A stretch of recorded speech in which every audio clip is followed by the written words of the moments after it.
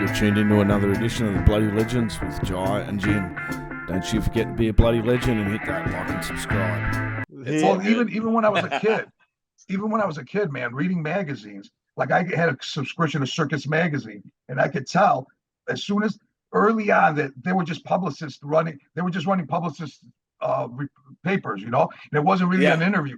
And then I discovered Kerrang and some of the British European magazines. And then I go, look at these writers, man. They talk about, like, today I picked up what's the name. They described the whole day and how they were hanging out and how it was real and natural. And I go, man, what a difference from American magazines. They sound like they're just generic PR sheets. They don't sound like interviews. This, like, Kerrang sounded like you were hanging out with the guy. You know what I mean? Like, that's how we roll, brother. We just like talking, man. And today we are getting to hang out with Charlie of Aftermath Thrash Legends. There it is, man. For 30 plus years. We will talk about business, but we will talk about a whole lot of other stuff. Charlie, thank you very much for joining the Bloody Legends. That's awesome, man. Jai, that Aussie metal guy, man. Yeah, thanks for having me, guys. I appreciate it. And sir. And all I will say is, just so we'll know, Aftermath formed in '85, broke up in '96. And then reunited in 2015. Yeah. Just so. Holy hell. Okay. Yeah, we were gone for years. And the story how we got back together is, see, I hate saying these stories because it's almost like those magical things where by destiny, this happened and this happened. Everything that fell into place. It started with an invitation through some fan that started a MySpace page on Aftermath back when MySpace was around. And he started getting more and more. He asked to say, do you mind? And the band was broken up. Never was planned to reunite. There was no plans ever. And then we go, yeah, sure. I go, yeah, my brother told me about it because he stayed in the business. He manages bands and stuff. He managed Soil and a lot of other bands. And then I go, the band's never getting back together. Let him do it, I guess, But then it got over a couple thousand followers or whatever MySpace had. And then he started getting important things like a Chinese label wanted to put out a box set. And he sent us the info and got through to them and they actually put out a 3 CD DVD box set called 25 Years of Chaos. A label called Area Death from China, of all places. And then an offer came to play Headbangers Open Air in Germany. And then when that came up, my brother goes, hey, there's an offer for the band to play. I go, there's no band, man. What do you mean? Just tell them no. And he goes, well, that's a year from now. You never know what happens in a year. But I'm thinking, it's never happening. What are you talking about? And he goes, well, just leave it. Who cares? I'll tell them I'll cancel. But then somehow, Steve, who me and him formed the band, the guitar player, we reunited. We hadn't spoken in 15 years, me and him, Not any fights, but he went on to live his life in the burbs, he had a regular job, whatever. I stayed in the city, single, and he had a girlfriend, so he was more like married, So whatever it is, literally 15 years. But then I got in touch with him on Facebook through one of his brother's posts. They go, oh, it's Steve, let me see how he's doing, And then we started speaking again. And then there was months that we were speaking with no band playing. But somehow everything felt, I'm not going to bore you with the details, but they're too bizarre to explain quickly to make them believable. But the things that happened from then till 2019, when we released our comeback album called There Is Something Wrong, it was a concept album. Our previous debut was in 1994 called Eyes of Tomorrow. And that came out in 94, but it was supposed to come out in 1990 because the label we signed with, Big Chief Records, and it was like Metal Blade, through Metal Blade Warner Brothers Distribution, went bankrupt when we were recording the album. They paid for us to go to the studio, half of it, and they paid the rest of the money when we were done with the album. But in between that time, they went bankrupt, that label. So it took us 4 years to pay off the album, to get our tapes back, because we were like young and we didn't really have real jobs or anything. So it became a problem within the band too, because usually either one guy in the band got assigned to talk to the studio going, hey, they want another payment. And so at practice, I don't have the money. So it became, it was a problem for those 4 years because one guy in the band assigned to collect the money and the other guys didn't have the money, But slowly, 4 years later, we put it out and then it broke up basically after that, And then we formed, it was weird. We got to deal with Interscope, but we had sued Interscope with Dr. Dre. Yeah, I was interested in that story, man. Nice. So when we took them to court, crazy. We didn't lose. It was a 3-day court case, which they didn't anticipate. They thought it started with a phone call, them calling me one day out of nowhere. They go, hey, this is Pete Paterno. we seen you have the trademark. We're starting a small R&B label. There'll be no confusion. We just want to use it with you, and we'll give you $5,000. I go, what was your name? And he goes, Pete Paterno. I go, well, you're Metallica's lawyer, because I knew the business, right? Knew some names. And then I go, why would you be calling for a small R&B label that nobody cares about? Because I knew that he's way too important of a lawyer to just call for something small, you know? And For sure. I didn't realize at that time Dre's album was coming out, and it was all set up, and they left the trademark name problem until the end. They thought, some dumb metal band in the Midwest has it. We'll buy it from them right away. Little did they know it wouldn't be like that. And when I was talking to them, I go like we talk naturally. I just let it flow. And at that moment, I was working at a record distributor called Baker and Taylor, and I was obsessed with getting my catalog huge back there, the 5,000 CDs. So I was going to say, we're behind you there. Yeah, I almost didn't care what he was talking. So I go to him, hey, there was a conference call, all the big wigs, Dre's people and everything, Pete Paterno, Howard King, the big lawyer there, you know, and I started talking to him about krautrock. I go, hey, what do you guys know about krautrock? German industrial, early krautrock from Germany, like Cannon, Faust. They were like experimental bands in the 60s. So I literally talked to them about that. You could tell they didn't want to talk about that, but they couldn't just hang up on me. They needed me to agree. And then out of nowhere, I go, hey, I got to go now, because I had to go to work. I remember it was like in the afternoon they called me. I started at 2 in the afternoon back then. So I hung up. And from then on, they started, who's our manager lawyer now, my brother, they started talking to him. And the offers got to like almost over 100,000 from 5,000. Wow. And I never, and then the story gets even crazier. MTV News covered it and everything. But basically, they said the outcome was we could both exist because there's no confusion, which that's crazy. Then why would you get a trademark on the name? And barely any band gets trademarks, even big bands, we found out later. I just wanted it. And we just happened to get a lawyer back then that I called up out of nowhere. And it was like by the city, Lawyers for the Creative Arts, free service by some Chicago program, and his name was Tim Kelly. I started talking to him. We became friends. He became our lawyer back then, pro bono. So that's why we trademarked it, even because we had somebody there to do it. Otherwise, we wouldn't have done it.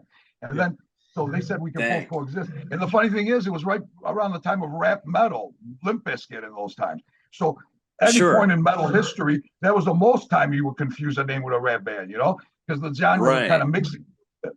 Anyways, so right when that was over, we couldn't care because it was a preliminary injunction. We were trying to stop the release of his product coming out, which would cost them millions. You know? So really, I had the right. That's the law. Legally, I was robbed, because if they said that, yeah, this guy's got the trademark, how could you use his trademark, right?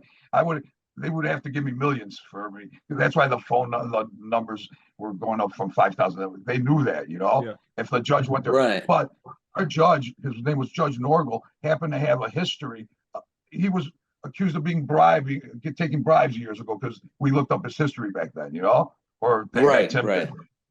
This lawyer, he told us in the beginning, the judge you guys got, man, he's been taking bribes. And some, you're going up with Universal, because that's what Interscope is. That's a mega $1 million company, you know. So we don't know what happened at the end, but the judge said you both could coexist. And he said I annoyed him on the stand. One time he took a recess because he was trying to accuse me. Well, Rolling Stones used they were saying, Dre side, Rolling Stones used Aftermath as a noun title back then. And they were trying to make it seem like I ripped off Rolling Stones, you know? And the color of their writing on the Aftermath was blue, like the one you guys used, blue. And then I got annoyed, and I was just like not answering the question. So I remember we took a break. He goes, we're taking a break, and it's because of me, the judge pointed. Right? So we went out to the hallway. Everyone going, man, you annoyed the judge. So I don't know what it is, but he said we could both coexist. But we could have kept going to another trial with a jury after that. You know, after we could have carried it on, but they would cost tons of money, because the ones up to that point, again, I found that lawyer in the beginning. We found these guys, and they didn't know anything about music, and they did it pro bono, you know. So but they got intrigued, because there were just some little lawyers downtown, but not big wigs. You know, their office was kind of run down. And I think they got excited when we told them the whole story. And they go, yeah, we'll do it. But they had no clue anything about the music business at all. So they kind of hindered us, because if it was lawyers that knew about it, they would have totally gotten it done differently. And we probably would. Then again, I might have, see, it wasn't me. I didn't care about being rich or anything, like the money part. I just didn't want them to use the name. That's all I wanted. I didn't even care about the money. And then when it was finally done to that point, Jimmy Iovine, the head of Interscope Records, called my house, yeah. and I didn't take his phone call. And I guess it was a big deal because I worked at a record distributor. We knew all the label people into the city. I go to a bar and they go, this guy from Interscope Distribution locally, I ran into him. He goes, hey man, I heard you didn't take Jimmy's call. I go, well, why is it a big deal? What if I was busy? And then I seen an HBO documentary recently on Jimmy Iovine and Dr. Dre. And I guess through this, 20 years later, I find out he hates when people don't take his call. The answer 20 years. No wonder everybody was talking about it right then. Yeah, and I didn't understand what big deal about it. So, anyways, the point is, he offered us a record deal after all that was done. He goes, hey man, he goes, you guys are an underground metal band. He goes, why don't you guys, we'll sign you. Why don't you guys, we're not going to put the full muscle of Interscope right away. We want you to keep playing your area, like the whole Midwest, over and over. And then right when that gets built strong enough, then we'll take over for the whole country, and then we'll put the full muscle. And he goes, we did that with Marilyn Manson. He was giving me examples, of bands they did it with. And then he goes, that's cool. I go, all right, we'll sign a deal, but we're not Aftermath anymore. He goes, you're not Aftermath. I go, no, we handed him an album called Mother God Movie Star. Yeah. And then he goes, what do you mean you're not Aftermath? You fought us for the name. I go, yeah, but we said we could both coexist. Now Dre's doing it. He tarnished it. I go, I don't want that. We're not using that anymore. So they were confused. So you fought us for the name, but then when that's all done, we signed you a deal. You don't want to use the name. But see how much I wanted not to have the same name. So, but then again, at that time, that Mother God Movie Star was us, the whole band, with female vocals and DJs. So that album, we put out one album on Interscope as Mother God Movie Star, and it begins as a regular song called Subway, and every song that goes by, there's an interlude in between, and that interlude brings on more stuff to the next song, till at the end, there's 4 interludes spread throughout the album. The last 4 songs, the interludes become full-blown songs with all electronic stuff, So it was electronica type music with rock, but it was not commercial at all. It was all experimental. Like if you put it on with your headphones, it just grows in a weird way. The band disappears slowly, and everything, the remixes at the end are all from the interludes. They're not from anything outside. So, that's what we did. And when we finally delivered that album, and we confused the shit out of them. We were in California for the mastering in Interscope's offices. Not only did I sue them for something, they wasted a lot of money. And when we finally signed, because they gave us a deal to make videos, we made a $100,000 video in Texas for Mother God Movie Star. They didn't know what they were getting because I wouldn't send them any of the tapes till it was done. And we flew it out there. And we had a meeting in their boardroom, and they were going, this isn't rock. This isn't electronic. We don't even know what genre this is. They go, how is this? It was like for almost $250,000, a regular, a major label deal. You know what I mean? Right. So it's not like an indie deal. So that's what I gave him, man. So that shows I could have easily made a metal album like Aftermath on a major label, which would have been, I hear in hindsight, everybody, man, you should have just kept the band Aftermath and made a metal album like that. But at the time, first of all, I was too experimental in the mind where I wanted to expand the band's music. I knew Mother God Movie Star, naming it that wouldn't tarnish the one album we had out, Eyes of Tomorrow, as Aftermath, because I don't want to destroy that if it grows in the underground. And it did, because Aftermath wasn't thought of, they made a major label album and it became like electronic or anything like that, It was a whole separate thing. Right. And I just happen to have the players in Aftermath that don't function like regular rock stars. They're regular people that are just great at their instruments. And if it's a good idea, they don't think business either. That's why they don't do interviews or nothing. They just want to play music. That's it. They don't involve themselves with the trappings of rock stardom and that silly stuff, Yes, so sir. And I never really explained this till right now to anybody ever about this Mother God Movie Star, how it became that. But that's the story for that, Yeah, well, it would have been good Oh, too it's to awesome. jump into something different as well, being that you were playing thrash metal. You guys started, 84, 85 as well. Yeah. And hammering out that thrash metal and kind of fuck rap, that's my name, you know what I mean? But also you wanted to do something experimental, and it's a really good album to take on its own. As you said, you didn't want to kind of tarnish it and put it as an Aftermath album because it wasn't an Aftermath album as well, you know what I mean? But it was definitely something that could stand on its own as a great listen. Indeed. Well, why, have you heard that album? Yeah. Oh, yeah, dude. I was cranking Mother God Movie Star? Yeah. The Mother God Movie Star? Yeah. Before I jumped onto here, man, I tracked that down and had a little bit of a listen. For man. real? For real, Same. dude. Wow. Yeah, Same. Man. For real. Yeah, dude. Wow, I man. definitely And jumped it's funny. over. And it's funny because I have up there, see the, wait. Oh, see yeah. that ghost? Yeah. That was the Interscope Yeah, poster. yeah, It yeah. says Interscope over there. Yeah, yeah. While they got moving. Oh yeah, for sure. Yeah, and see, it's not. It wasn't. You could tell it wasn't made to get any kind of. When you sell out, it was the opposite. It was totally made to experiment with that style I was into at that time. Because, like I said, Aftermath was born in '85, '84. The idea came around because when the Big Four had their debut albums out, it was only the Big Four. So I was into, Right. whether I was into the early, Possessed or Celtic Frost or Destruction, Sodom, Creator. That was kind of the second wave even too. Not, it was so close, it wasn't even, it was kind of still part of the first one. But I'm talking about Metallica and Anthrax and Slayer. And Right. I remember listening to the Slayer album. I go, man, this sounds pretty wild because it was brand new. There was nothing after that. It was they only had a review out. And I go, but it still sounds like kind of want to be like a Judas Priest, but not as good. You know what I mean? It was still the beginning. They didn't have their identity yet. Because I think Rain and Blood's the greatest thrash album ever made, So they weren't anywhere near them. And then Metallica, I love the fast stuff, like Whiplash, especially. Whiplash was just crazy, the speed. That song really, it was almost like when Accept made Fast as a Shark. It was on that album. Oh yeah. But it was the basis of thrash to come, the thrashing, because the double bass never existed like that throughout a whole song back then. So it was the building. So I was into Motorhead. It started with AC/DC, Bon Scott, the Australian up there, Yeah. And I go, man, that voice doesn't sound like Robert Plant, Freddie Mercury, Rob Halford. It sounded raw, I mean, Bon Scott didn't sound like those guys. So then next thing's Motorhead, which kind of, whoa, what's this? I go, that doesn't sound anything like regular stuff. And then the Metallica album comes out, Well, Venom kind of was shocking too, with the albums, we rape nuns and everything in the back. So I remember holding it at a record store going, am I being possessed by holding this album cover? I go, oh my God. And then I also seen the Ultimate Revenge tour too back then, which it felt dangerous to crowd. It was out of this world, Slayer, Exodus, and Venom. But anyways, so in my head in '84, I was going, man, wouldn't it be great if it was a whole album like Whiplash, every song like that, right? The speed instead of the slower, more normal metal sounding music. So I decided to put a band together and make Killing the Future, the demo we made. We had a demo one, but it was 4 songs just to hear how we sound. It was done on 2 tracks with a song called Sentenced to Death and Shotgun. Those were that was pure thrash too, the first demo, but we didn't distribute it. But it got out somehow. You could get it on the internet. Yeah. When we made Killing the Future, we put that out from the beginning, the first song to the fifth song. It just insane speed. It was probably the fastest thing in the world at the time, and everything coherent. You could hear every part, every word, every instrument, right?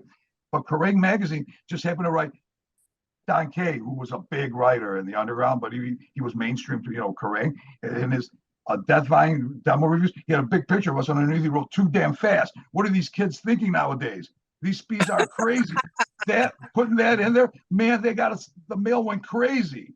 Because imagine being all those kids around the world going, "We want to hear the fastest band in the world." He goes, "That's too damn fast." Of course, that's almost like a great review when it wasn't supposed to be great. You know what I mean? Right. So, and then plus Metal Forces picked it as one of the 5 best, picked us from just sending in for a demo review. We didn't know they were putting out a compilation album. So they called us, and I thought it was a prank call. He goes, "Hello, this is Bernardo from Metal Forces." British. I thought it was a joke at first. I didn't expect it at all. We just sent it in because I love Metal Forces. And then he goes, "We picked you as one of the 5 best bands in the world right now in the underground." One of them was Hobbs Angel of Death from Australia. Yeah. Another one was Anna Crucis from St. Louis. Chris Barnes from Cannibal Corpse's band Leviathan was another one. Oh, yeah, absolutely. Yeah, and it was called Scream Your Brains Out. It was a vinyl they put out. So that that demo, it became real popular in the underground, and we got mail forever for that. But then I decided at that time that I didn't like I was done with the speed already. So while we were even mixing that demo in the studio, I just decided I didn't like it, and I didn't listen to it for basically almost till the reunion time, right? A year, because that kind of sparked. See, I got to explain this right. So I didn't listen to it. I was already thinking in my head, you know what, man? What thrash metal now needs? Progressive, like Pink Floyd stuff, like Now it's technical progressive thrash metal, but that back then they named it just like when we did Killing the Future in the first demo. We didn't have a name. There was no crossover. Crossover became '88 when DRI released their crossover album. That's when that genre. Right. So when we put out the first Aftermath stuff, especially demo number 1, we didn't even want the bio. We go, what are we going to call this? It's not punk, but it's hardcore, but it's not metal. So if it was crossover, the word then we go, it's crossover. But we didn't know there was no crossover yet because DRI was still thought of dealing with it. The first album was still punk rock, hardcore. It wasn't metal and hardcore, you know. So anyways, and the only thing that came out right a little after we did it was SOD. We go, oh, they're another bit. Anthrax. Stormtroopers of Death. Yeah. Absolutely. That was around the same time. So when we were thinking, like, we didn't have the internet then to see anything coming up. Anthrax is putting out a hardcore album, right? You didn't know, it just came out. So it was the same time we did our demo 1, you know. So we go, wow, they're thinking on the same wavelength, combining the two. Because when we did our shows here, our first show ever, there was thrashing and moshing in it. I hate the word moshing, but slam dancing. Yeah. The year before, it didn't exist ever at a metal show in Chicago. It was '84 the year before that. Okay. So, there was no such thing at a metal show. It didn't exist, never happened. So anyways, so when I don't like the demo anymore, the speed, we make a second demo coming out 2 years later called Words That Echo Fear, and that's totally different in style, slow, progressive. So the same guy in Kerrang, Don K, picked that as one of the best demos of '89 in Kerrang. So think about it. It went from Too Damn Fast to one of the best demos. And we thought it was a long period then, but it was like '87, '89, when we released the demo, writing it in '87. So, and the funny thing is, when I said I didn't listen to the demo for 20 years, 20 years later, let's say, right? Before all this is one of the steps to me wanting to reunite the band. My brother goes one day, we were living together at the time, and he goes, hey, I didn't even know what torrent sites were, He goes, hey, you can listen to it. Remember Killing a Few, you can listen to it on CD now. If I'm down, I go, where? He goes, there's these sites that are like Pirate Bay or whatever, So I went to take a shower. I come out of the shower. There was a CD on the table. I go, hey, what's this CD? There's no writing on it, And then he goes, Killing the Future. I go, you did it that fast? Because I just took a shower. So I was he burnt it that quick. I grabbed that CD. Yeah. Oh my God, I throw it in. I hadn't heard it since back then. Man, and I'm not kidding around. It blew me away. I listened to it for a whole year because at that point, 20 years, I was kind of burnt out with everything. I started listening to podcasts and talking and stuff. So the first time in my life where I didn't listen to music all the time, So it kind of was the thing that refreshed me to want to listen to music again, which is bizarre. My own demo that I ignored. Yeah. Right. Plus in 2015, it was re-released as a CD too, first time ever. Dive Bomb Records, and they combined demo number 1 and Killing the Future, making 9 tracks, which it sounds just like an album. So it should. A lot of people go, "Isn't that your first album?" We go, "No, it was just a demo." Eyes of Tomorrow. Right. So, anyways, that got me, and I started daydreaming. Wouldn't it be cool, man, if we could just get back together and play that Killing the Future stuff? I was gonna say to go back to revisit the record you put out and be like, let's play this shit live. Yeah.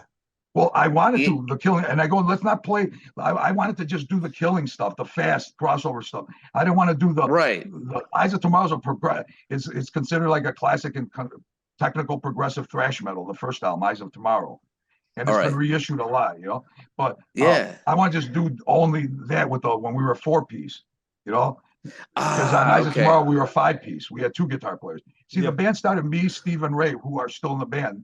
Me, Steve, guitar player, and Ray's our drummer. We wrote it. Me and Steve wrote all the music. Basically, I write all the lyrics and come up with the sequence, everything. We produced the records.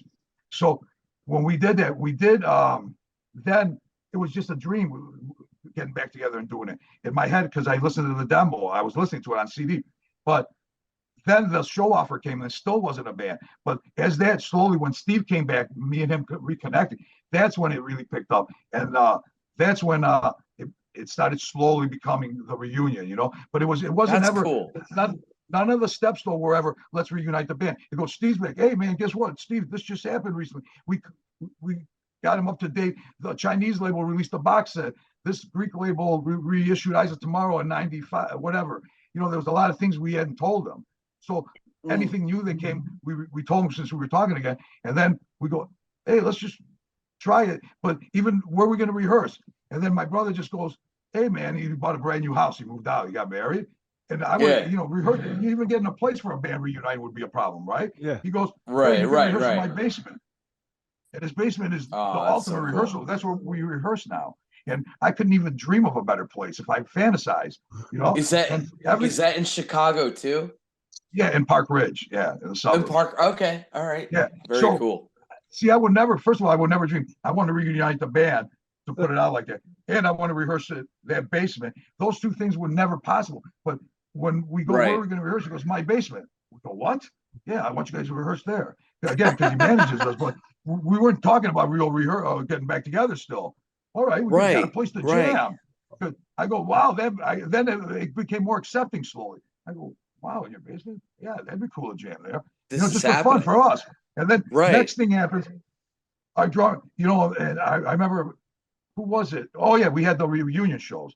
Then we go, yeah, let's do you guys want to do that German thing? We go, yeah, let's do it. All right, we'll just do one show, play the Killing stuff, and one in Chicago. It just popped up while we were waiting, called Ragnarocker Fest. So we did those things, and then when those done, we thought we were done, and then somehow our drummer goes, hey, why don't we try writing some new songs? Next thing we know, we had a full album done that came so quickly. The lyrics poured out of me, I guess, because I was researching how the world operates. Yes, sir. On my own, because I wanted to see what's true, what's a conspiracy, what's bullshit. And I had so much info on me. We made the concept album, There Is Something Wrong. And that's all about, and the funny thing is, I found out that Pink Floyd's Animals is the same topic. The pigs, the dogs, the whatever, the government, the people, but he disguised it a lot more. It's the same thing. There is something wrong, which a lot of the Killing the Future music was on there, that style, real angry crossover. Because I was really angry because every time I was researching to find out the truth about something, the official narrative that was given at that event, as a common sense man, I go, that just doesn't make sense, man. I mean, why do they believe, like even let's say Kennedy's magic bullet, how that, when you really research, you go, that's not possible. Or how buildings fall like they've never fallen before, like you get 2,000 architects signing, buildings don't fall like that. They've never fallen like that, ever in history. Then there's 3 in one day, so, or the Vietnam War, you learn about Tonkin, Gulf of Tonkin. You go, what do you mean? That was a false flag event to go into war? Or let alone that the head general that was leading this invasion of Vietnam was fucking Jim Morrison's father. Right. Think about it. The father is the bad guy leading into the singer, the son is the lead singer and represents all the kids that don't want to go to that war. Yeah. But back then, Jim Morrison's family was dead, according to the press. My family died, Yeah, because what is that connection? And those kind of coincidences are everywhere, man. If you research anything, like I go, coincidence again. And then with the internet, everything becomes kind of a little bit more accessible. And coming back to Aftermath, kind of, and get the band going again, re-energize it, have this energy to be playing live again. And I think kind of around the time that the internet as well, do you think that kind of helped as well with Aftermath getting the word around to different people? You did mention the Big Four, and I kind of hate that term because there was so many great bands and so many great thrash metal bands, and as you mentioned, crossover at the time, and bands like yourself that were just unreal, but also you had to rely a lot on how much energy the record labels would put into you as a band, and then the whole playing live and then word of mouth was a big part of what Aftermath was in the early days. And if you had more push from the record labels or this and that, but now coming back in again, it was a little bit more reliant on just the internet. And like you said, you go have a shower, you can burn a CD, and your mates sitting at home and hearing Aftermath for the first time and going, fuck, man, have a listen to this thrash metal crossover metal band, what they were doing, and then able to file share with their mates and what would eventually be the Spotify and the digital platforms that are today. I feel do you feel the same? They've also had a big part of reinvigorating who Aftermath is and kind of getting your music out to a bigger audience as well. Yeah, well, you said one thing, word of mouth was all it was. because Yeah. the label went bankrupt. So at the beginning of the internet, totally, I didn't even realize, because I wasn't internet savvy for a long time. I just didn't want to be, because I lived with my brother and he had it on the table. I could have just sat down anytime, went anywhere, you know. I just refused. I didn't care. I was a guy that went out every night and just didn't worry about electronic stuff till I absolutely had to, you know what I mean, where it became a must, where, you know, an iPhone you use now because you want to get somewhere, right? You don't write directions down, you know. So obviously I'm going to Google an address and find it that way. But anyways, word of mouth was all it was for us. And the big four term, that's annoying to me, because people forget what it is. It has nothing to do with the best bands at all. See, the thing is, some journalists from Europe actually pointed, because they were the 4 biggest selling bands out of that scene. That's all it was. So when people go, hey, let's put in this band, I would change the big 4 if it was my opinion. They wouldn't be but you could only be the big 4 by the sales, CD sales. That's all it was. You know what I mean? It had nothing to do with taste, because I was telling somebody Exodus should have been on the big 4. I go, yeah, Exodus is better than those bands. But I go, but they just didn't sell enough records, so they weren't in the big 4. You know? It was just album sales. It could have been the worst band in the world, but if they sold the most albums, the thrash band, there was just kids barely knowing how to play. If they sell the most, they would have been the big 4. Only, you know what I mean? It's just sales. That's it. A record label coined phrase. Exactly. It was one of those phrases. Right. And I think it came from a Europe magazine. They used to call them Scribes or whatever, because those journalists came up with a lot of catchy terms, man. I think even maybe the word thrash metal might have came from one of them, you know? Right. The journalists had a lot of bloody sway back then, and even reviews are a dying fucking art. You know what I mean? Oh, yeah. A lot of reviews for albums are like, they'll review a couple songs and they'll talk about something else, whatever, and they don't really review the album, you know? A good review of the album, I like when they talk about every song, what they think about it. And actually, the first review we got for No Time to Waste was from this magazine, Heavy Magazine or whatever, Heavy capital letters. And that review, actually, and I did a podcast interview with him afterwards, and he said while he was listening, he was reviewing, so it was really a first listen, but he went through every song and he got it pretty right, you know, like it was pretty good for a first listen, you know. It was a great It was just cool that the first review that came out for this album was every song what was reviewed. Who knows? I mean, there could be more reviews coming up. Obviously, there will be, where there'll be bad, you know what I mean? But I mean, it's cool to kick it off with something that I like in a review, you know, like every song mentioned and why they like it. Yeah. And have you guys heard the new album? I do, man. Yes, it's an absolutely great album. I've enjoyed diving into it. So tell us all about it. What was it like? No Time to Waste, right? No Time to Waste. Yes, sir. No Time to Waste.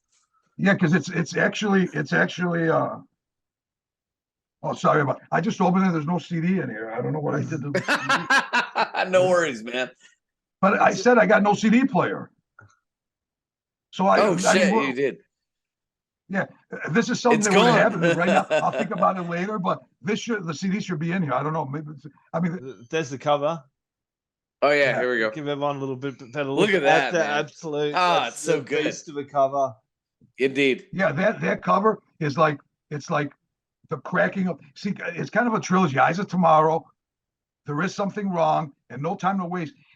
It's a trilogy. It wasn't an intended trilogy. Maybe the last two were. The 2019 concept album and this one, but Eyes, lyrically, it's self-aware, discovering, like a song like Experience, your experience, how you wake up in the morning and you're feeling good and you go throughout the day and you get bombarded with bad news coming to you all the time. So that's what a song on Eyes of Tomorrow Experience is about, or Words That Echo Fear from Eyes of Tomorrow, which is my favorite song. And that song is saying how words do echo fear, you know, like they made it seem like words, it's because words matter, because words cause, just like if you're stressed out, let's say, stress kills, right? We know that, right? Yes, words sir. are things that cause stress. You don't have to get punched in the face, they'll heal. But if someone says it, it goes deep in you, and it's true, it stresses you out and kills. So so everything that I was questioning about life on Eyes of Tomorrow, like on these last two albums, I found out it was agendas, and they didn't happen naturally, the things I was questioning. Like, first, why is marijuana illegal? You know what I mean? I just picked that randomly. Right. I mean, why is that? I always questioned that, but I found out why later on. There's an agenda. It wasn't just illegal. People got sick and pump you full of. It was bad for you. I've been in the system as well. For me, it was always to the point when you find marijuana to deal with the PTSD and the anxiety, and that the doctors would go, no, take all these pills. This will make you Yeah, feel a exactly. lot better. Right. Exactly. You know what I mean? So it's the same thing, but more dangerous, and it's not natural. It's taking away the natural stuff. In marijuana, well, let's start with the name though. That's not the real name. It's cannabis. Yeah. Right. It's cannabis, and the reason, man, guys, the reason they marijuana is the CIA sat down when they knew they wanted to make it illegal, and they would prosecute a lot of Mexicans, because it was used with some token you had to get back then to grow it, and it became impossible to get the token. They came up with their name, and better yet, they put a J in the middle of the spelling to make it seem like Juan, Jose, how they got the silent J. So the American people will go, yeah, damn, that's a marijuana. Even a lot of old-fashioned moms, even my mom, the Greek mom, she goes, you smoke that marijuana? Their name, the name scares the old people. When they came up with it. Right. And it goes, well, same with conspiracy theorists. I think if you're not a conspiracy theorist now, you got to be out of your mind, because you got to quit. Man, look at the news, man. It's full of lies. I mean, it's blatant lies. I can't even explain how much the public has been sleight of handed, how much they've been tricked. Yes, it's like the start of the album says the scumbags are in control and starts. Yes, sir. Exactly. Yeah. The scumbags are in control, man. And these parasites, they're 1% of the 1%. It's not like all the people we see, man, everything we see on TV, like the Bidens and all those are all puppets, man. It's all a soap opera. They're telling us through that screen. Think about it. If you run the world and you want to brainwash people, the TV was the best thing when it came out. They go, we were in their living rooms. We're going to tell them anything they want. And then people question it. Well, you start realizing that might be true when there's videos that come up like that I've seen where they slowed down when the programming went off in the 50s and the snow came up and it was flashing when they slowed it down 1 million times and it said, trust government. Shit like that. Back then. Right. Was that a coincidence too? That we think you want to control people through the TVs and stuff, brainwash, and then you have trust government? I mean, see, I'm telling you, man, we could sit here for days this interview. You could mention every fucking conspiracy that ever happened. I'll give you why it happened. I mean, it's funny because, like, as an Australian, I see people get all worked up about the political system, this side or that side. They're both going to fuck you. It doesn't matter which one. They're both the same. It's just very same shit, different smell. Exactly. They're just puppets of a bigger corporation controlling the masses. Yeah, it's same shit, different smell. With both parties lying about the lies they lied about, man. I mean, it's like a good cop bad. It's like they play you. Like all I know is us, 99%, all of us, we have one common enemy, and it's those parasites. Because they literally track it through the money.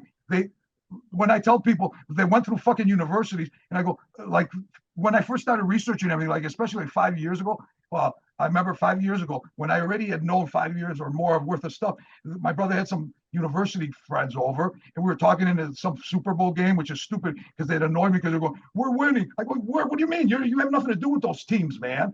I go, and you guys talk about a play for a whole week, about a play that happened on Sunday, and you don't even know who owns the Federal Reserve. And he goes, "Why? Who owns it? The government owns it." I go, "Oh my God, you're dumber than I thought." I go, "That's right. You went through university, so they taught you what they want."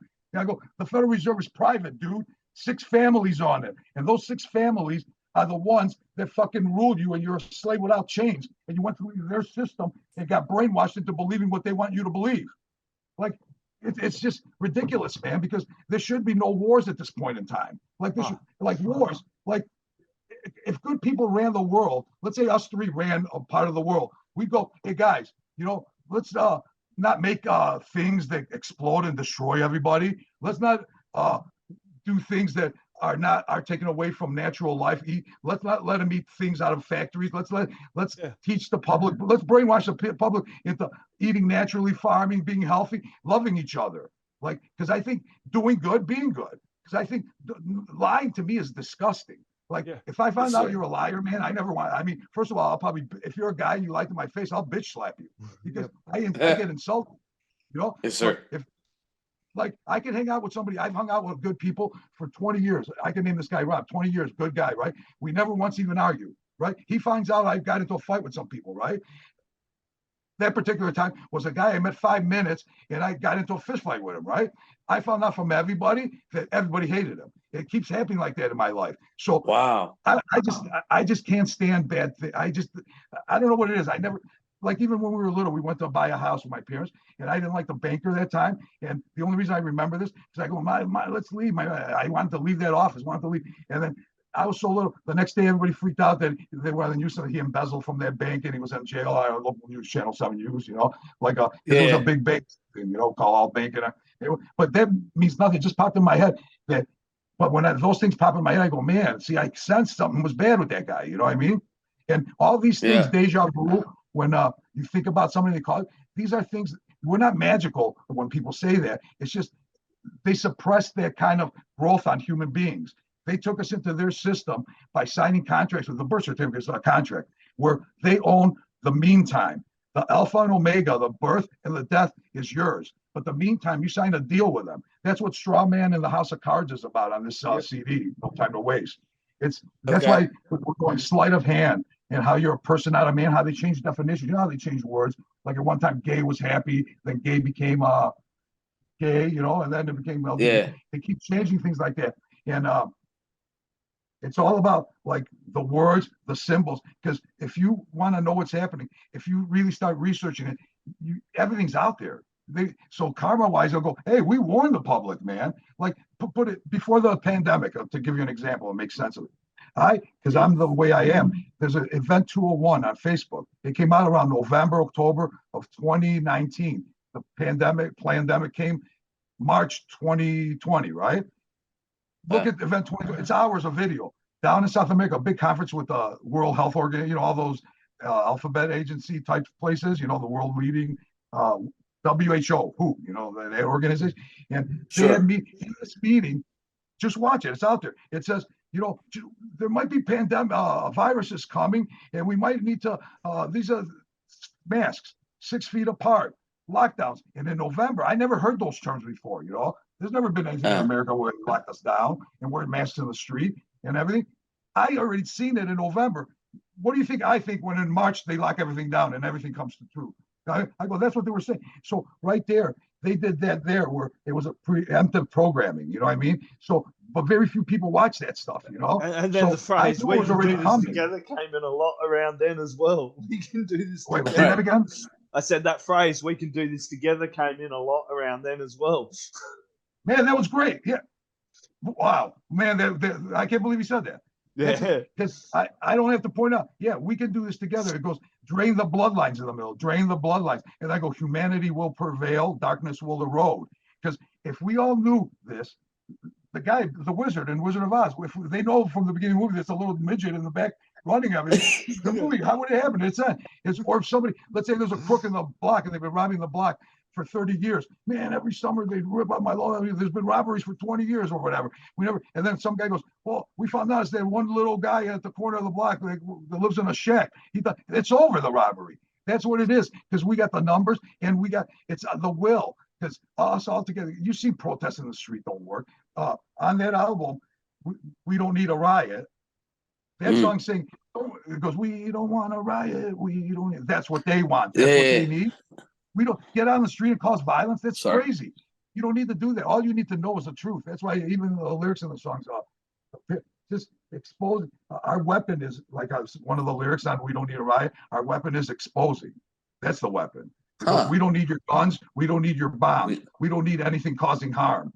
We just need you to know that you're being played, like sleight of hand. That's all it is. Because once you know, you're not going to start voting. Imagine America's got the presidential vote. Nobody shows up because we know it's a scam. I mean, if you wait in line to go and vote for a presidential election, you're a fool. You're an idiot. Nothing, like you said, it's both the same parties and you're being played. So in this day and age, man, the knowledge is the weapon. That's it. Knowing it. And that's just like George Bush Sr. said to somebody back in the day. So, and it's a known quote. If the public knew what we were doing, they'd hang us in the town square. Right. Yeah. Yeah. Because and plus, how about this? All the elite men meet at the Bohemian Grove every year in the forest for 2 weeks, and the ceremony starts with the cremation of care, a huge effigy of Horus, the demonic god of Egypt, and they pray to him, and they have they call a mock human sacrifice, and they're in the woods, all of them like in a stadium, like one of those seated things, all of them in black gowns. If that's not evil, I mean, just you can't even, just the sight of it, just Google Bohemian Grove and look at it. Yeah. Right there will tell you these people aren't somewhere nice, all the elite men of the world planning good stuff. It's secretive societies, and they dress like fucking evil demons, and they're in the woods. And then who called that? Even Nixon said, "Oh, that's when they go do all their gay shit in the woods one year." He said, right? Yeah, and they call heavy metal evil. They're probably playing some smooth jazz or something like that. It's definitely not some fucking thrash metal. All right. Or maybe some black metal that's the blackest of black, the real kind. Well, I don't Yeah. you know what I mean? It's secretive. Sir. It's all like undercover stuff. It's not good for you. It's anti-humanity. Yeah. So the cover where you had it up, if you notice inside the eye, it's upside down, the city. That's what up is down is about. We've been inverted. Yep. Like see the eye. Yeah. And see the cities upside down there. See the buildings? Yep. And everything. Yeah. And the crack They're reversed. Yeah. So they inverted, because if you notice, we're not eating natural foods anymore. The natural is the enemy. It's like to turn the natural into unnatural, you know?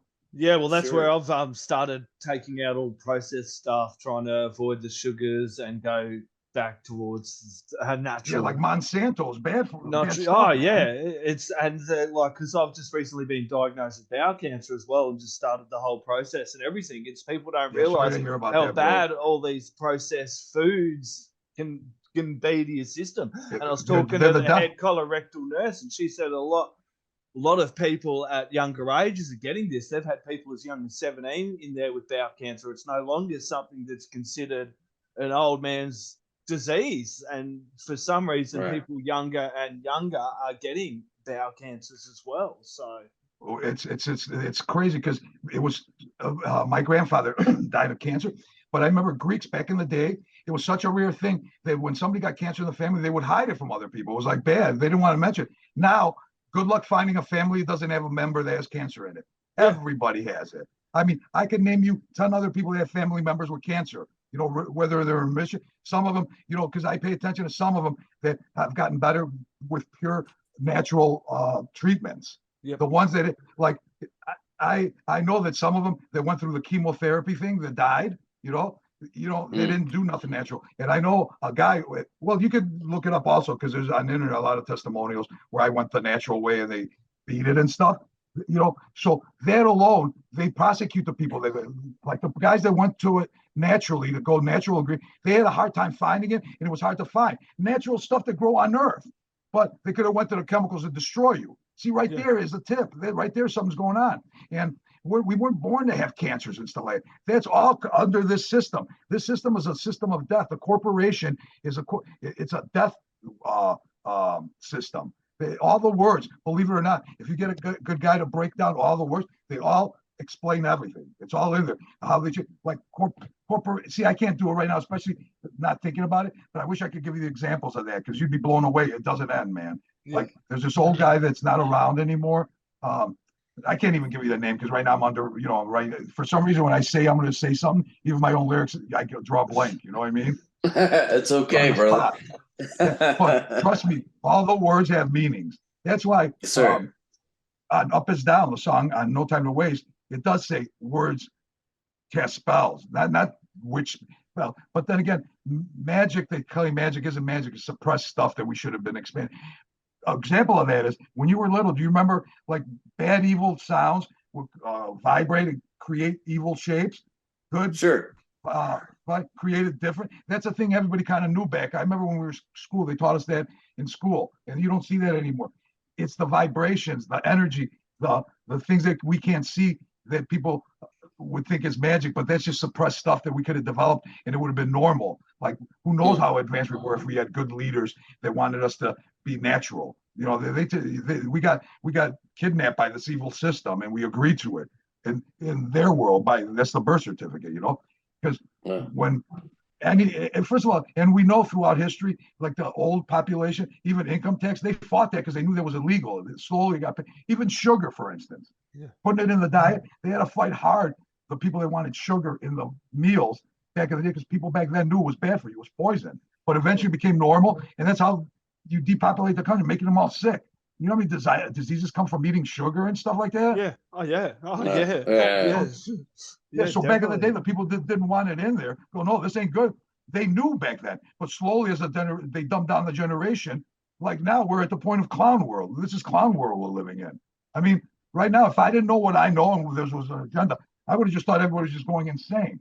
Yeah. Which there's a song on Killing the Future called Chaos that I wrote in the mid 80s. Total thrasher, you know. Yeah. Well, the whole demo is. And it's talking about no more reason, no more logic, no more thought, no more life, running rampant, going crazy, acting foolish, killing the future.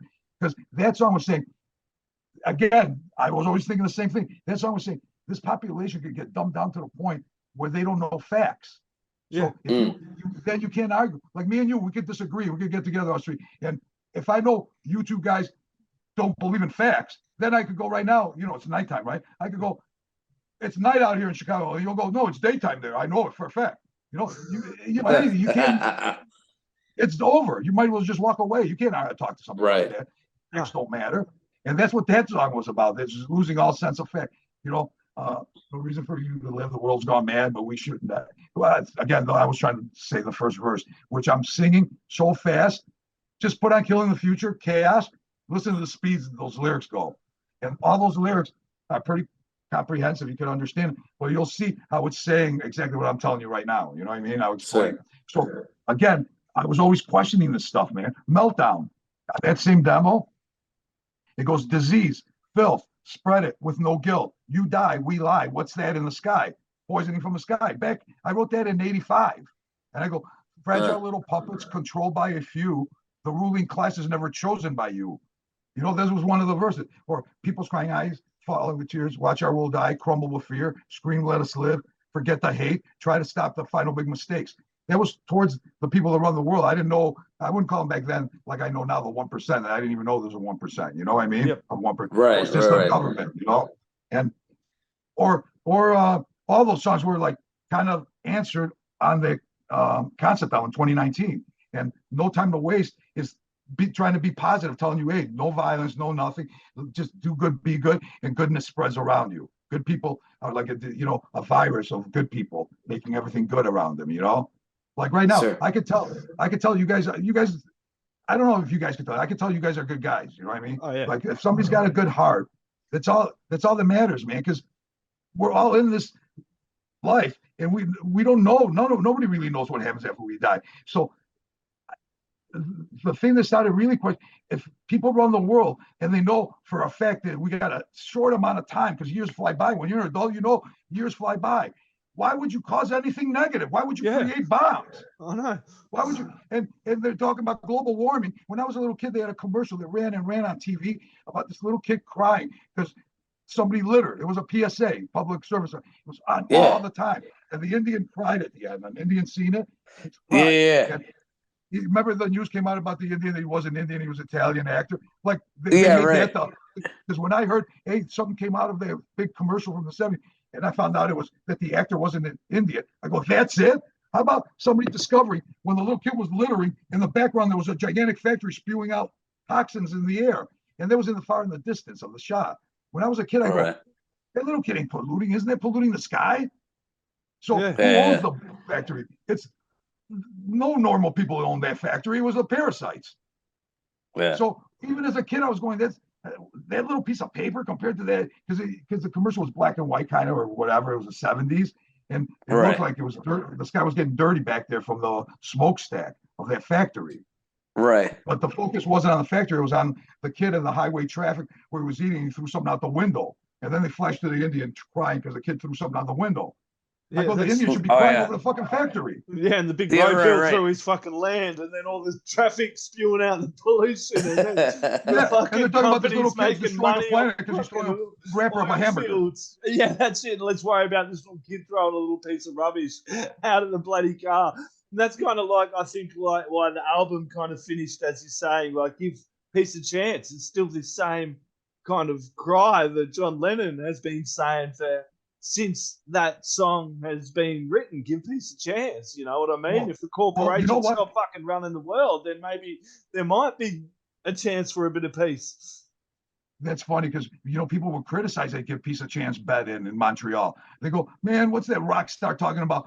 Sitting in his bed. I remember some guy that arguing at that record distributor, actually, because he was pissed off. And I remember him going, man, he said we woke up in his bed when people were dying, man. He thought he was doing something to hell. What an idiot. Man, I go, man, see, right now, what I know, I'll just cut to forget about that guy. What it is, man, what he did there is the only thing he could have done in his position, because he was known throughout the world, right? He had the power of anything he does gets noticed. He goes, just like these parasites sell war to them, because they sell war to them. Like even the Super Bowl middle, war, and they sell it to them. I'm going to sell the people peace, to give them a minute to think. Peace is, big billboard, give peace a chance. They don't realize, they're so brainwashed, they don't realize it's possible. Like they go, you can't have peace on earth. That's what a lot of people think. No, wars are always happening. There's always war. What do you mean peace on earth? No, you could have peace on earth. It's the parasites run this earth, and they don't want peace on earth. I mean, so what Lennon was doing, he was probably screaming in his closet or in his house. Why don't they see it? Peace is possible. You just gotta want it. You know what I mean? It's possible. It's not a dream like we're gonna fly to the moon. Yeah. You know what I mean? Because that story is, the holes in that story are unbelievable. You know what I mean? But, what I'm saying is they bought that. That they see. I don't want to get into that because I don't believe they did. And it come back to what you was saying before, Charlie. If like me, you, and Jim were running the country, and Jim or you walked in and they're like, you know what, Jai, you're being a bit of a shit cunt at the moment, and be like, yeah, I am. Sorry about that, mate. I'll try and be a good cunt, and then then we'd go about our day and it'd be all right. But normal people aren't running the bloody world, eh? Yeah, say that again. Because sorry, because the speaker on the laptop isn't that loud. And you got the Australian accent. Oh, you're good. And the American. I said if it was us three running the country, it'd just be Jim or you would walk in and go, Jai, you're being a bit of a shit cunt at the moment. And I'd be like, okay, I'll try and be a good cunt. And that's how the conversation would be. We'd have a Billy and smoke a joint and then go about the rest of our day. But real people aren't running this fucking world. No, it's simple. Everything's simple. It's almost like a godly way. And I don't believe in organized religion other way. I didn't even believe in God really until the research. Because when I noticed that everything runs on rituals and they do everything, the people that run the world, and they worship Satan. I mean, there's no doubt about that. Where I go, well, there's got to be a duality, good, bad, There's no God. Churches and all that, priests, those are all cults. I don't know what they are, whether you're Christian, Catholic. I mean, those are two fucked up organizations, man. I think there's a creator of this earth, and there's and he gave us everything that we need. Like when people talk about AI is the future, like some girl was talking, like, man, when AI comes, I cut off my arm and have an AI arm, right? Something. So you cut off the thing that works like beyond brilliant, and you get a steel arm that's AI that's trying to be the brilliant thing. You know what I mean? The body is a masterpiece. You know how it works. And I don't believe in the Big Bang, and that bullshit. Those are all bullshit, man. Those are like Santa Claus stories. To believe, bang, everything happens. So we got eyes to see, nose to smell flowers, taste buds. That doesn't happen by accident. So they complicate things, just like record contracts. They used to give record contracts this thick when you could put it down on one page. Their whole scheme of the elite is to confuse the public. It's all complication. Complication is confusion. When everything can be said simply and done. The complication is how the devil in the details, I guess. That's how they get away with their agendas. Because people are dumb or they're confused to death with their bullshit. You know what I mean? And well, John Lennon, give peace a chance. I wanted to say on the fourth verse, notice that he started thanking the people in the room as the verse. So when we went to record it, I go, man, the fourth verse. I can't thank people in the room. Those are John's friends. Why am I singing it in our version? So you know what I did? To the fourth verse, I name all the songs, all the wars America's been in. Yeah. Right. Missionary. Even when I go 1, 2, 3, I go hopefully not 3. I sneak it in there. So I name up until what's the last war? Because they don't call them wars anymore. Like they call them operations, like Desert Storm and all that bullshit. Right. Yeah, War on Terror, something like that. If you listen to the song, you'll hear it. But so I go, I'll name all the wars that they've had there, and they'll show you how much wars they've had on Give Peace a Chance. So I think it fit in anyways. The fourth verse being all the wars we've.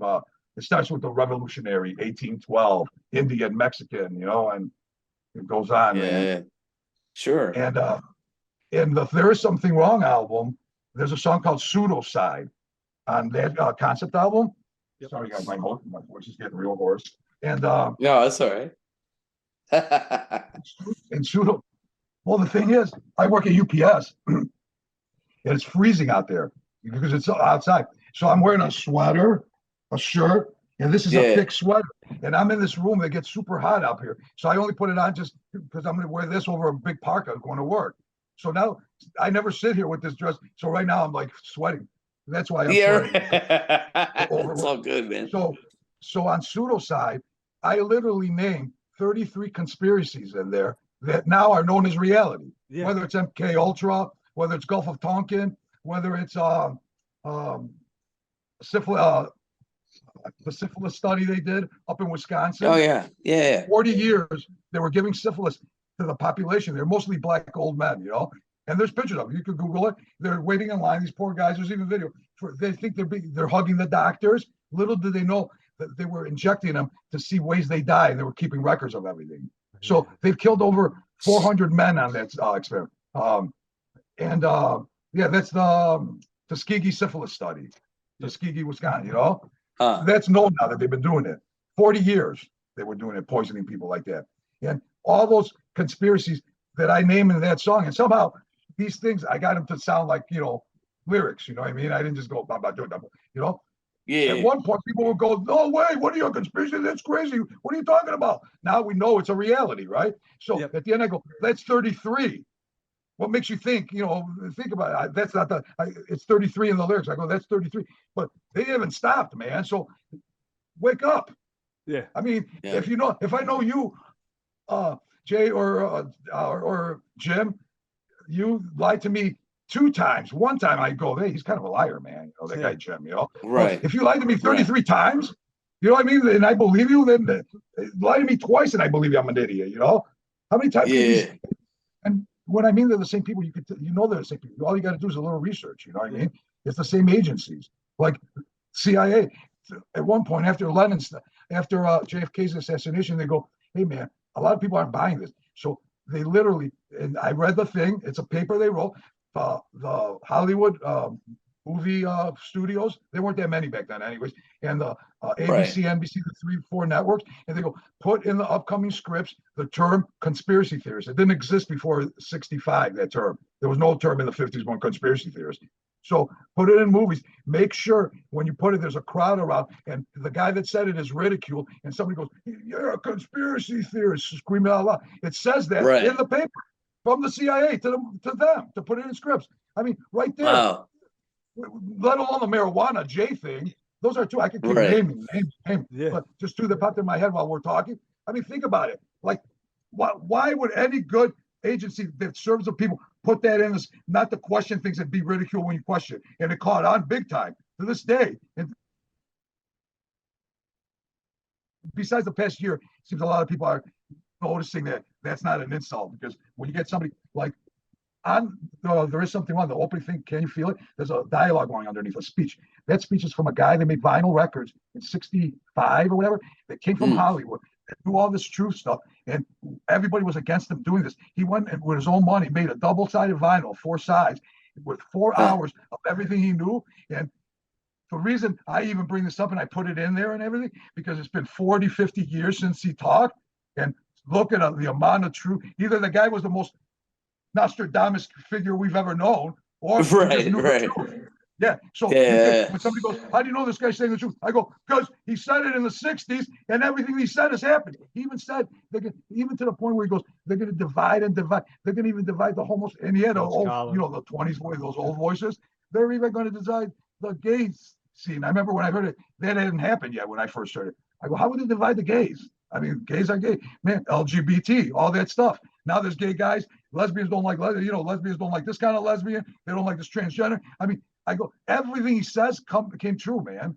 And I forgot his name, but the video comes up on YouTube, but it gets taken down a lot. But it's on this album and on No Time to Waste, on the song Straw Man in the beginning with that the cool Zeppelin sound Steve got.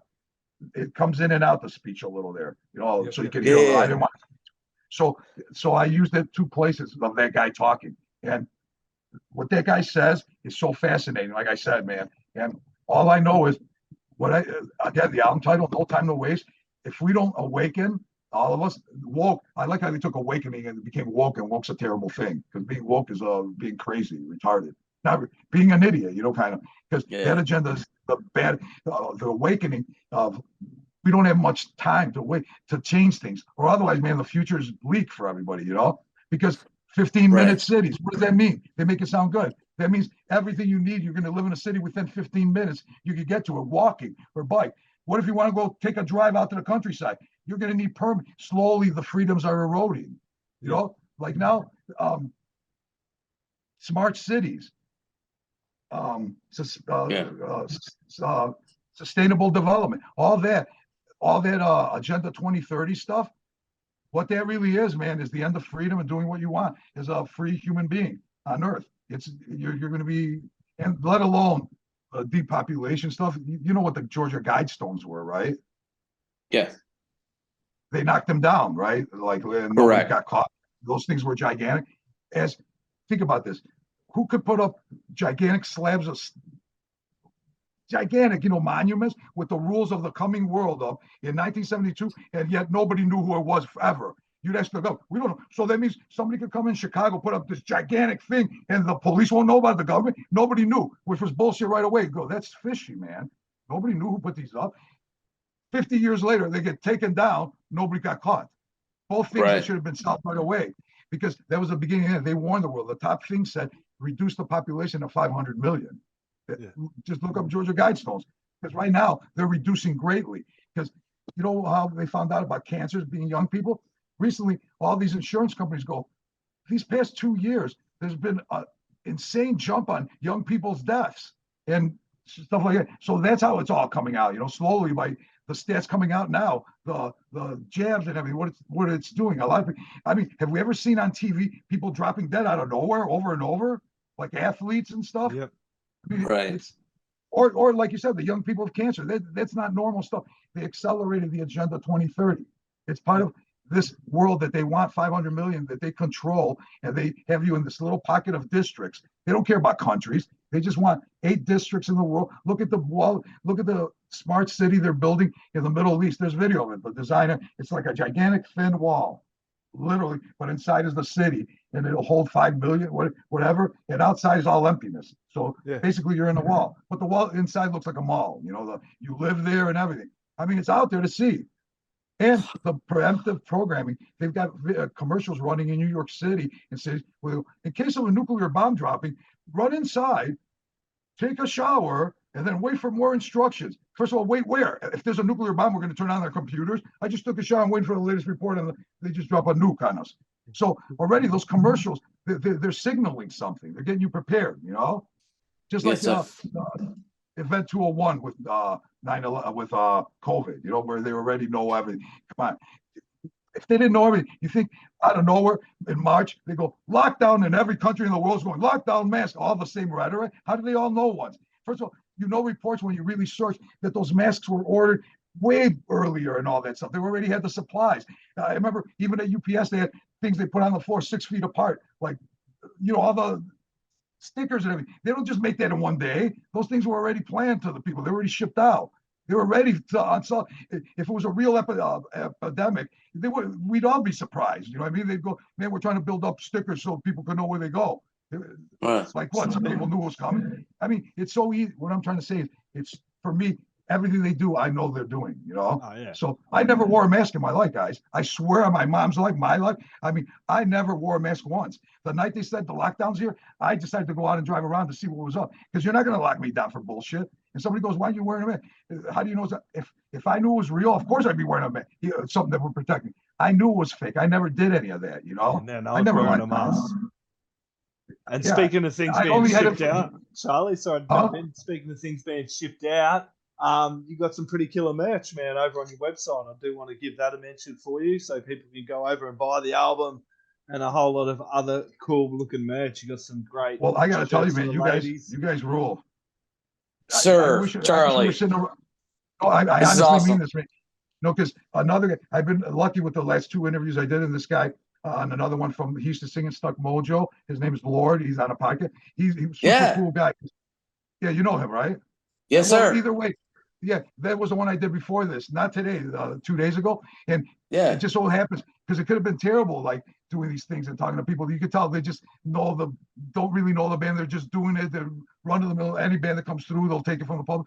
I mean, you guys are another guy like him, and I wish I could pull him in, and the four of us could be sitting somewhere and talking in person, drinking coffee, smoking a blunt or a joint. I don't know if you guys get high. Yeah. I got a prescription. It's illegal here in Australia, but I do have a prescription. Yes, now. Yeah, I'm rolling. Yes. I'm rolling one right You're now. rolling right No, awesome. And we will leave it all at that, Charlie. This has been an absolute pleasure. Brother. Everybody go grab No Time to Waste, which is the latest album for Art, the massive drop. March Likewise 17th. for you too, man. It was a pleasure. And trust me, I mean, right now, it means something to have it like that, to be, I'll go late to work and for something that I enjoy truly, not something that I had to do to promote an album, you know, like, and who knows how many people would even buy it because you promote it. I mean, this means to me that I could go on happy, like I said, with two good friends and had a conversation, and that I would be late for something else I wouldn't be, you know what I'm saying, if that makes sense. It does. No, exactly. it does, brother. We had a great Thank time. you, Hopefully we'll meet one day. Definitely. Yes, definitely, brother. absolutely. You'll kick cancer's Yeah, ass and then- and we'll and come guys, over there and we'll smoke a blunt together. Oi, you know what time it is? You're tuned in listening to Jai, that Aussie metal guy.